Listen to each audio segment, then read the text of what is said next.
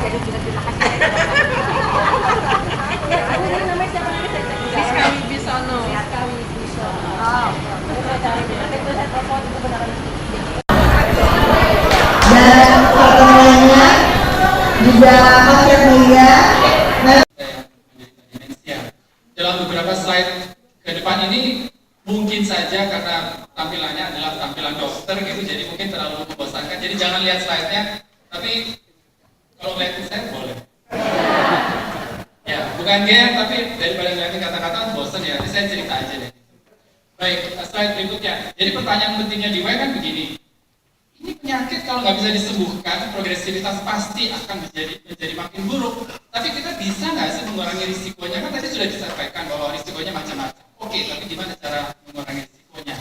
Mumpung ada bapak-bapak dari kementerian serta dari pemerintah kota, barangkali saya bisa menyampaikan sedikit supaya menarik unsur kita bersama.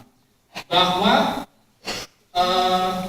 penyakit demensia ini, atau katakanlah kita sebut sebagai pikun, salah satunya adalah Alzheimer itu, kalau kita mau bilang mewabah, ya akan mewabah di seluruh dunia, tidak terkecuali Indonesia. Jadi kalau kita nggak siap-siap, termasuk apa yang kita lakukan sekarang ini, dengan kawan-kawan media, kita pasti akan kelimpungan.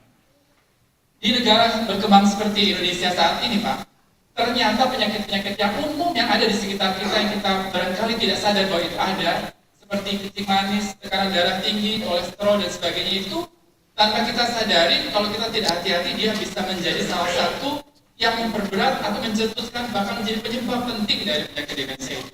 Jadi kita perlu memberikan perhatian terhadap hal tersebut. Lanjut.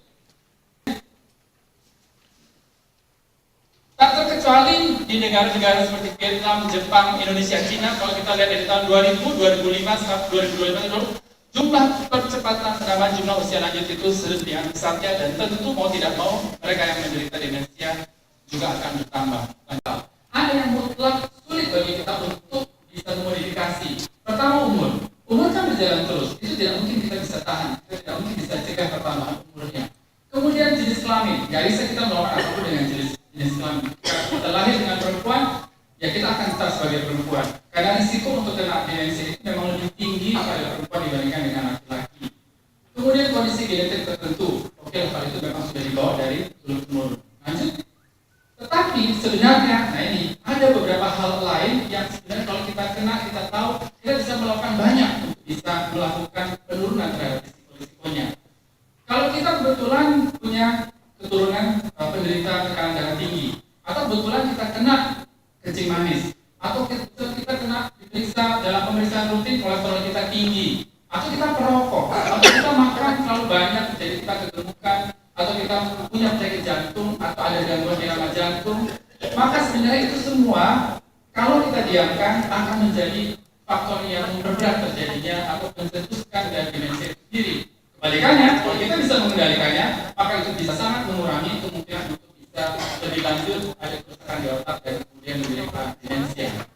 Lanjut, minum obat teratur, diet dan sebagainya, supaya kita terhindar masa tua nanti untuk terkena demensia. Lanjut. Ini hanya beberapa penelitian saja yang saya tidak akan bacakan satu persatu. Jadi saya tadi nggak mau kosong hanya asumsi atau pendapat sekedar tetapi memang di seluruh dunia sudah melakukan penelitian. Ini ada buktinya bahwa kalau kita menderita kencing manis tetapi kita bisa mengendalikannya dengan baik, maka sebenarnya kita bisa melakukan penurunan risiko. Ya, maka kita tidak akan melakukan apapun. Paling tidak kita menasihati saudara-saudara kita keluarga kita merokok untuk tidak perlu secara gradual ya berhenti merokok. Karena beda dari sampaikan yang jiwa, saya kira saya tidak akan bertanya di sini. Terutama adalah teratur mengkonsisten dan dua itu bukan sesuatu yang sederhana dan bisa diignorasi begitu saja. Hidupi sendiri, walaupun ada sedikit bantuan dari keluarganya, dari hasil melukis lampion yang kemudian dia jual. Aktivitas ini dia lakukan terus-menerus dan tanpa kita sadari ketika dia melukis dan kemudian melilin pensil dan sebagainya itu seperti yang tadi Dewa sampaikan, membantu kita untuk mencegah terjadinya kepikunan. Jadi jangan pernah berhenti beraktivitas, use it or lose it. Ini adalah salah satu hal yang penting yang juga barangkali kawan-kawan harus ingat untuk tetap memiliki aktivitas sampai kapanpun. Itu yang bisa sedikit saya share dengan kawan-kawan sekalian, mudah-mudahan ada manfaatnya. Terima kasih. Baik, terima kasih, Bang. dilewati oleh penderita hingga mengalami Alzheimer, dari yang paling ringan, yang sedang, dan berat. Jadi dokter dari awal mengatakan bahwa kita bisa, kalian bisa bertanya, silakan. Kita akan melakukan presentasi dari Dokter Yuda selanjutnya, baru sesi tanya jawab akan kami lakukan. Nah, kita berhenti beraktivitas. Itu salah satu key message yang saya dapatkan dari dokter. Karena kebanyakan orang kita, saya juga punya mertua saya berusia 74 tahun. Beliau sudah pensiun dan aktivitasnya hampir tidak ada. Kami ngobrol-ngobrol karena dalam sebulan sekali sering ketemu, saya bilang, jangan berhenti untuk beraktivitas. Beliau penderita stroke, light stroke, dengan kondisi jalan yang tidak terlalu baik. Tapi saya selalu mengencourage mertua saya untuk jangan berhenti beraktivitas. Bergerak aja terus. Saya ingat ayah saya meninggal di usia 79 tahun, dok. Dan beliau senang sekali jalan kaki. Jadi kesalahan orang-orang Indonesia kebanyakan atau mungkin masyarakat pada umumnya, ketika orang sudah berusia semakin tua, anak-anak melarang orang tua untuk melakukan kegiatan rutin yang biasa mereka lakukan. Tapi informasi yang saya sampaikan. Baik Bapak Ibu sekalian. Oke, semua organ penting, tetapi otak itu agak berbeda. Karena esensi fungsi organ yang disebut dengan otak saat kita waktu kecil dan saat kita remaja, saat dewasa itu akan berubah. Yang membedakan individu yang satu dengan yang lain. Lanjut, inilah persoalannya yang menyebabkan kita kumpul semua di sini. Gak ada satupun obat yang bisa menyetop proses penuaan. Kalau ada, kita minum sama-sama, kita nggak usah kumpul di sini. Lanjut dulu. Oke, ini satu gambar, sesuatu yang hari-hari sebagai dokter, sebagai pasien, atau semua yang ada di sini, saya yakin pernah melakukan konsultasi atau medical check up. Dok, apakah fungsi ginjal saya normal? Wah, tenang saja, normal lah.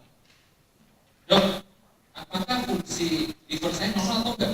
Wah, tenang, gak usah khawatir, normal. Tetapi apakah kita pernah bertanya, apakah fungsi otak saya normal atau enggak? Kalau kita sepakat bahwa otak kita penting, tetapi kita nggak pernah periksa fungsi otak kita. Padahal betapa kesempatan kita kalau disebut nggak punya itu, jika dengan lain, pesa menjadi katarak seperti itu. Bukan hanya itu. Mungkin next. Hari ini kita bicara otak kita yang tidak terlihat di cermin. Kita terlalu peduli dengan kulit kita, tapi kita nggak pernah tahu otak kita di mana. Nah ini kita nggak bicara hanya struktur, tetapi kita bicara fungsi. Artinya saat otak strukturnya mengecil, strukturnya mengecil, tetapi fungsinya pun menurun. Lanjut. Nah, ini sekedar gambaran, kalau teoritis, tapi saya mau menggambarkan di usia yang sama kita mau memilih otak yang mana, mau yang A, yang B, atau yang C. Kalau yang mana? Yang A, yang B, atau yang C? Yang A, gitu ya. Ini pernah dia scanning semua, gitu ya. Pertanyaan saya biasanya kalau yang scanning, dok, otak saya gimana? Saya bilang, Bu, yang penting ada otaknya dulu deh. Nah, memang di gambar ini, kita lihat bahwa yang A adalah otak yang normal. Itu mungkin agak berat sedikit, ada panahnya. Itu hipokampusnya masih bagus. Hipokampusnya sudah mulai atrofi, sudah mulai mengecil. Mohon maaf ada panahnya, tapi mungkin tidak terlalu jelas. Kemudian yang di B, itu fase yang tengah-tengah, yang ikut, tetapi mungkin belum mengganggu fungsi pekerjaan sehari-hari, belum mengganggu fungsi sosial sehari-hari. Lupa-lupa dikit, bahan bercandaan tentunya, tapi mungkin dia calon menjadi yang sip, menjadi yang alsip. Nah itulah yang secara singkat yang akan saya bahas adalah intensity dan stimulasi kognitif pada lansia. Ya, kalau kita bicara penyakit demensia Alzheimer, itu kita bicara udah yang ujungnya, susah ngobatinya. Sehingga kalau kita mau bicara intervensi demensia, sebenarnya intervensi sendiri mungkin faktor resikonya dan bagaimana faktor psikisnya. Orang tua datang dengan masalah fisik, tapi sebenarnya masalah psikis yang latar belakangnya karena dia nggak bisa mengeluh ke anaknya, bukan otaknya juga. Tetapi setelah tahun 90 ternyata saat exercise, olahraga, ternyata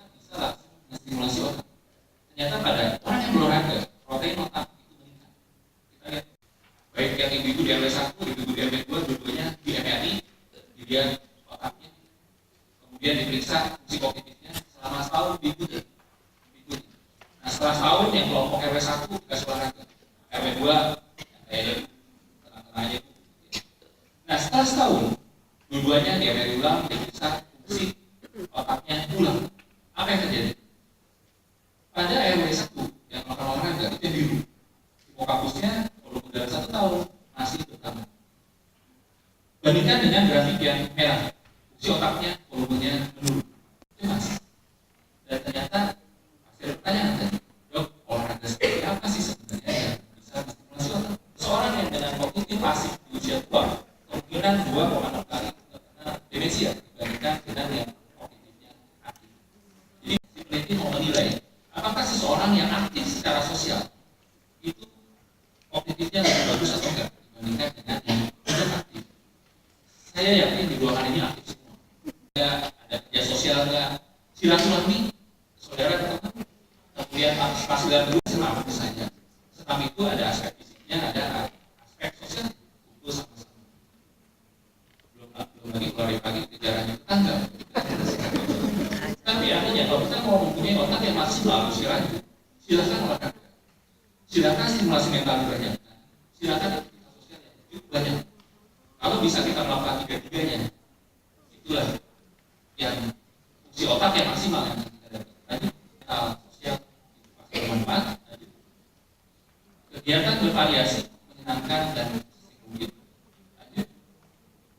Gaya hidup otak sehat dari faktor resiko. Kita sudah sampaikan. Oke, terima kasih. Kita mungkin tambahan Tuhan itu adil. Demensia perempuan, pikul jantung, laki-laki. Gak usah khawatir ya. Kebagian juga ya. Kebagian juga. Memang di penelitian, sebagai contoh misalnya penelitian yang kita lakukan dengan 3 kali seminggu 20 menit itu sudah memperbaiki selama setahun kita lihat memperbaiki fungsi keseimbangan dan fungsi kognitif dan quality of life-nya meningkat.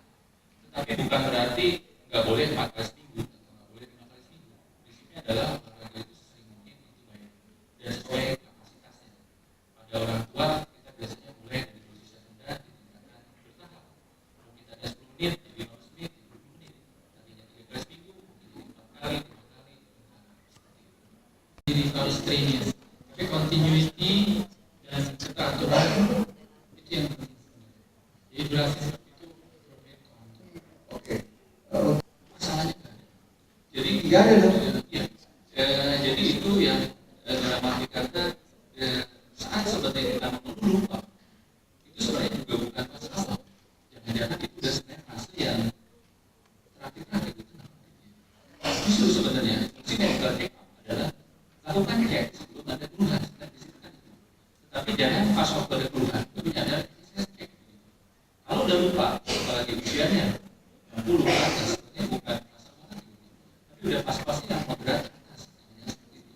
Khasnya dari demensia Alzheimer adalah fungsi kognitif banyak, ada fungsi bahasa, fungsi atensi, isu spasial. Yang pertama adalah fungsi memori.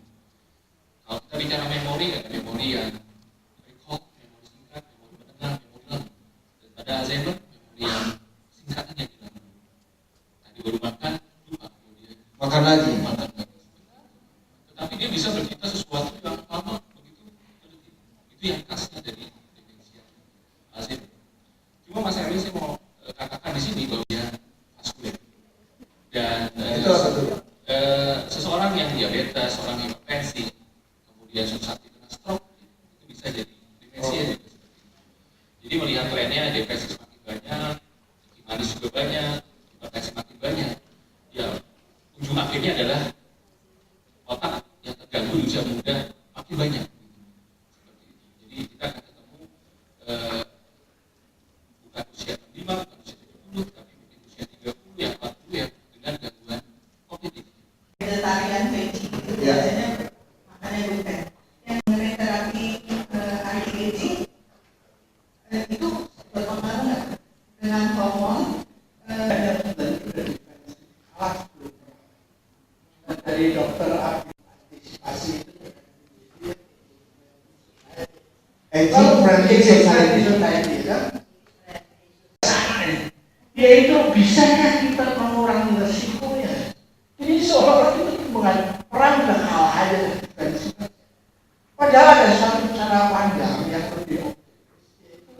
melihat role model itu udah ada. Jadi orang itu mempunyai bahan ansial. Lagi masih pada saat olahraga Tai Chi. Jangan lupa dress code-nya warnanya ungu. Thank you Pak Ijo. Oke, pertanyaan selanjutnya. Terus terang saya umurnya udah 70 plus. Belum pernah deteksi dini. Cuman tadi saya tanya sama Dr. Martina, kalau deteksi dini itu perlu, kenapa pada saat orang terakhir mengadakan general check up tidak pernah disebutkan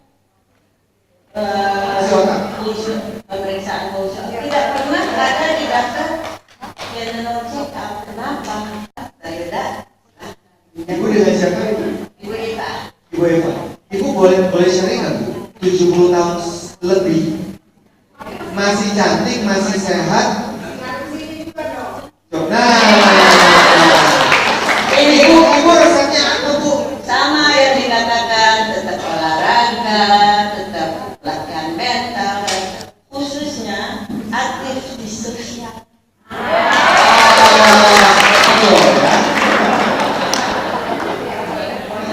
Dari Bapak dulu. Kalau mau check up seperti yang Ibu sampaikan, ya, makanya check up-nya di RSCM.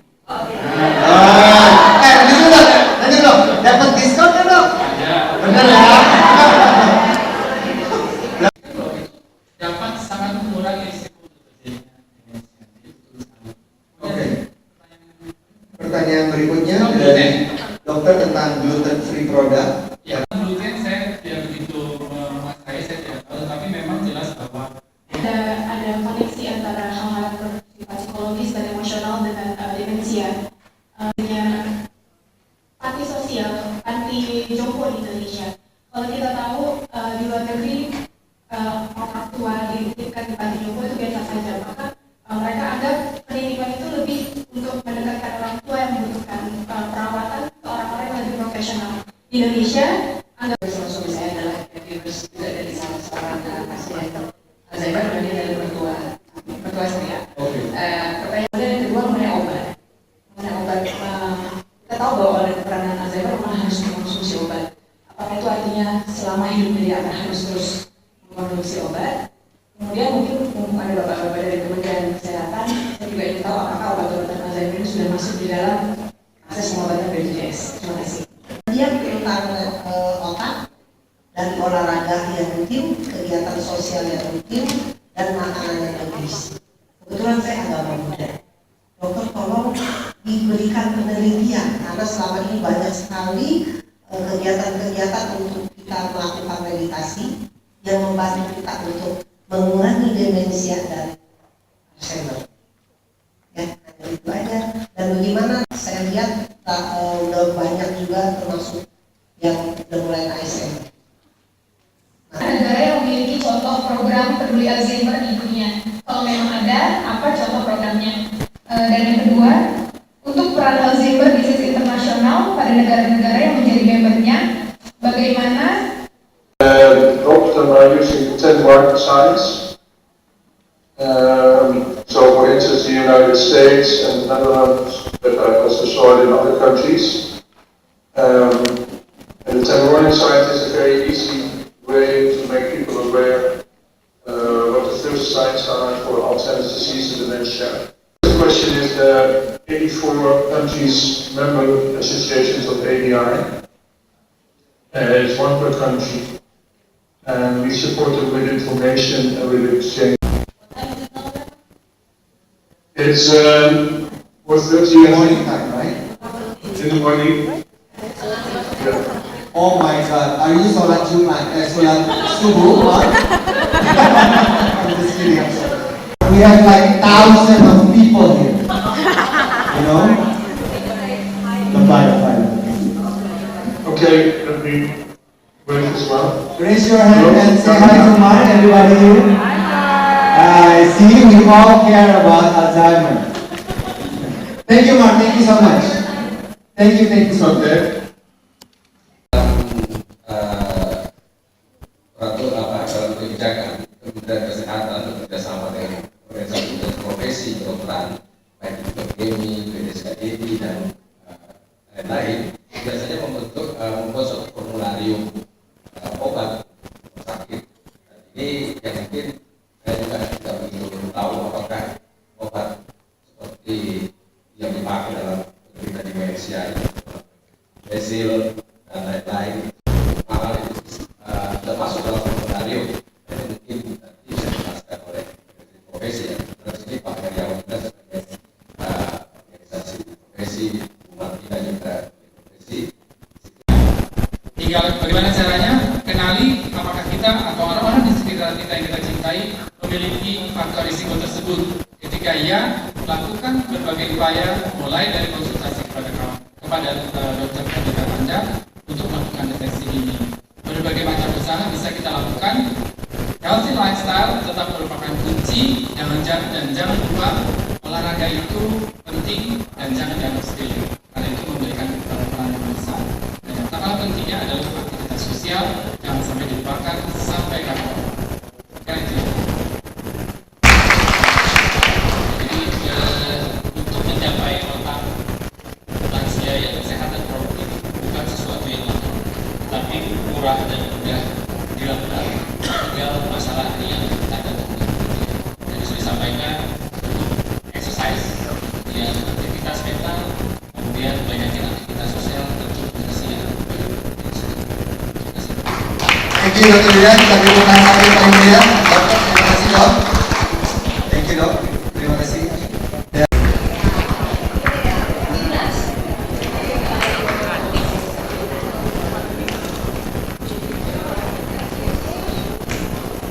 Baik, terima kasih. Mohon kembali ke tempat. Foto lagi, foto bersama-sama.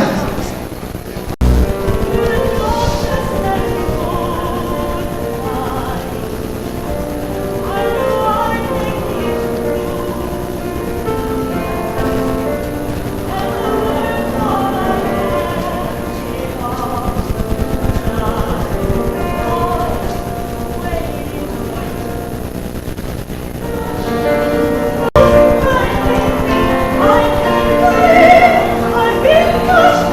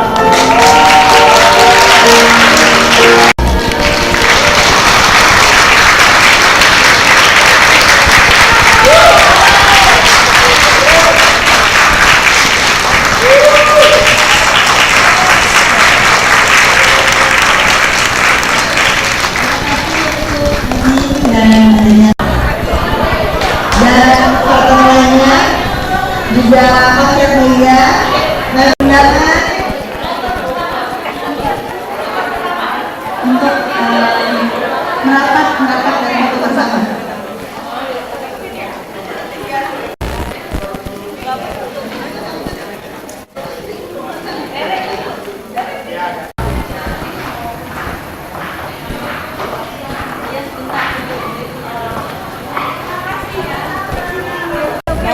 Persis di depan BCA itu. Jadi kalau kita naik mobil